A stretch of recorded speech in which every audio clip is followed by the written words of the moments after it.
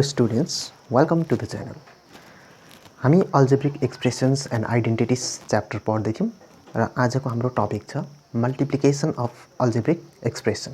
Okay, so यो algebraic expressions हरुको multiplications हामी हेर्दै छौं. So first part मा हेर्ने छौं हामी multiplication of monomial. Okay, so monomial by monomial. Okay, so monomial and monomial को multiplication हामी हेर्दै छौं. Okay, so यस्तो monomial र monomial को multiplication हामीले कहाँ हेर्न सकिन्छ भन्दाखेरि जस्तै कसैले हामीलाई निकाल्नु लगाए area of rectangle. Okay, area of rectangle. ठीक छ, area of rectangle हामीलाई याद छ rectangle कस्तो हुन्छ. rectangle हाम्रो एउटा quadrilateral हो जसको longer side लाई हामी length भन्छौं र shorter side लाई breadth भन्छ. Okay, so area of rectangle छ length into breadth. Okay, so यहाँनिर monomial को multiplication हुन्छ. Similarly, volume of cuboid. Okay, or cuboid भनेको हाम्रो के हो भन्दाखेरि rectangular box. Okay, so यो हुन्छ हाम्रो length into breadth into height. Okay, so यहाँ पनि हामीले monomial को multiplication देख्ने छौं. Okay, so यो टपिक लाई अब हामी प्रब्लम गरेर बुझ्ने छौं. Okay, so first question हामी सल्भ गर्दै छौं. So यो दुईटा पनि हाम्रो monomial multiplications मा क्वेशन्स हरु आउने वाला छ. area of rectangle र volume of cuboid. Okay, okay, so हामीसँग क्वेशन रहेछ find the product. Okay, so monomial को multiplications हामी हेर्दै छौं.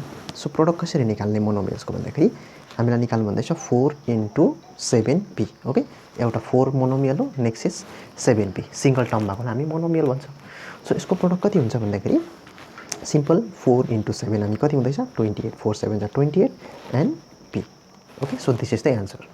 Similarly, हामी नम्बर 2 को सल्भ गरौँ. नम्बर 2 मा हामीसँग मोनोमियल छ एउटा 3x स्क्वायर र यो मल्टिप्लाइड हुँदैछ with -4x. Okay, so this is 3 into -4. Okay, 3 into -4 is -12. Coefficient लाई मल्टिप्लाई गर्यो and x square into x. Okay, x square into x गर्यो भने हाम्रो x क्यूब आउँछ. Okay, so यहाँनिर 2 थियो र यसको पावर 1 छ, सो हामी टोटल पावर 3 हुन्छ. Okay, सिमिलरली नम्बर 3 को सल्भ गरौँ. नम्बर 3 हामीसँग मल्टिप्लाई गर्नु भन्दैछ. First monomial is a multiplied by 2b multiplied by 3c multiplied by 6abc. Okay, so हामीलाई यहाँनिर 4 वटा मोनोमियल्सहरु दिएको रहेछ. So this will be equals to फर्स्टमा कोएफिशिएन्टहरु मल्टिप्लाई गरिहाल्छ. Okay, 6 into 3. Okay, into 2. 6 into 3 into 2. Okay, multiply गर्छ. 2 3 जा 6. 6 into 6 is 36.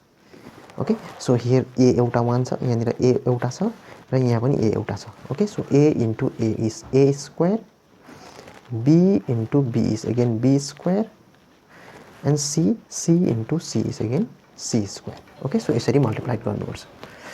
नेक्स्ट पार्ट हाम्रो ओके, सो नम्बर 4 को मल्टिप्लाई गरौँ. नम्बर 4 मा हामीसँग छ xy multiplied by yz multiplied by zx. Okay, so यहाँनिर x into x गर्यो भने हाम्रो x स्क्वायर आउँछ, y into y is y square, and z into z is z square. Okay, so this is your product. Similarly, number 5 को निकाल्दैछौं. That is x multiplied by minus x square multiplied by x cube. Okay, so यहाँ सबै x छ, यसको power 1 छ. Okay, so minus पनि आउँछ हाम्रो. So x, how many x? 3 4 5 and 6. So x raised to the power 6.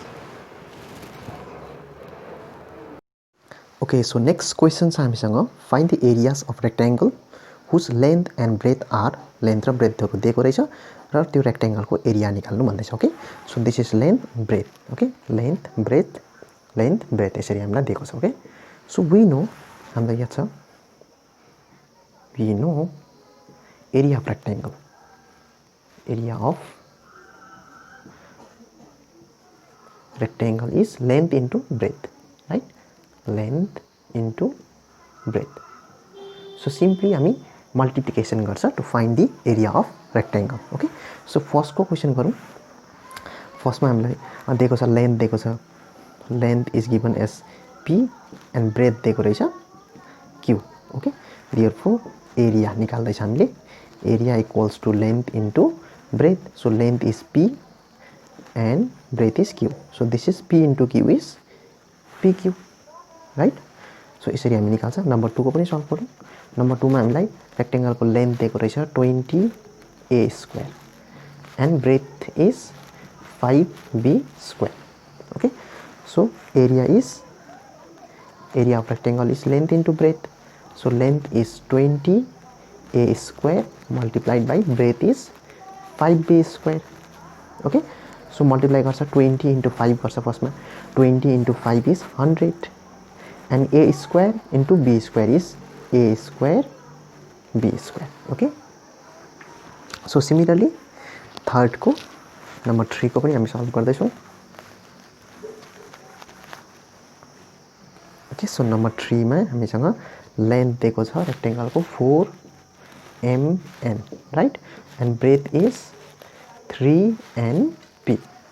Therefore area of rectangle is length into breadth. So length is 4mn multiplied by breadth is 3np. Okay, so coefficient multiply गरिहाल्छ फर्स्टमा. 4 into 3 is 12. m छैन यहाँनिर, m लेख्छ. n दुईटा रहेछ यहाँनिर, n into n, right? So n into n is n square and p पनि छ हामीसँग. Okay, so this is your answer. Okay, so third question छ हामीसँग. Obtain the volume of rectangular box. Rectangular box means cuboid. Okay, with the following length, breadth and height. So हामीलाई length, breath अनि height दिएको छ र त्यो rectangular box और त्यो क्यूबोइड को चाहिँ भोल्युम निकाल्नु भन्दैछ. ओके, सो यहाँ पनि हामीलाई याद छ, we know volume. Okay, volume of cuboid is length into breadth into height. Okay, so यहाँ पनि हामी simple length into breadth into height गर्छ भोल्युम निकाल्नको लागि. ओके, सो नम्बर 1 को सल्युसन गरौँ. नम्बर 1 मा हामीसँग लेन्थ दिएको छ 5x. Okay, this first one is length and breadth is 3x square and height is 7x raised to the power 4. Okay, so therefore volume is length into breadth into height. So length is 5x multiplied by 8 multiplied by breadth is 3x square and height is 7x raised to the power 4. Okay, so simply multiplication गर्छ यहाँनिर हामी. Okay, so this is 5 into 3 is 15 and 15 into 7 गर्छ. Okay, so 15 into 7 हामी यहाँ गर्दैछ. 15 into 7 is 7 5 is 35, 3 carry, 7 1 is 7, 8 9 10 105. Okay, so 5 into 3 into 7 is 105, right? 105. Now how many x? 1, this is 2 and 4. Okay, so 4 5 6 and 7. So x is raised to the power 7. Okay, there are 7x. 4 plus 2 is 6 and plus 1 is 7. So this is your answer. Okay, so let's move on to the next question, that is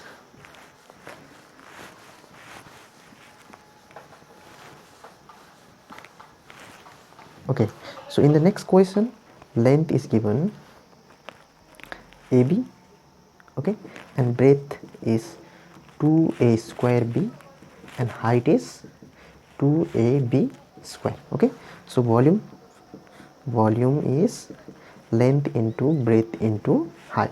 Okay, so length is AB multiplied by breadth is 2a square b multiplied by height is 2ab square.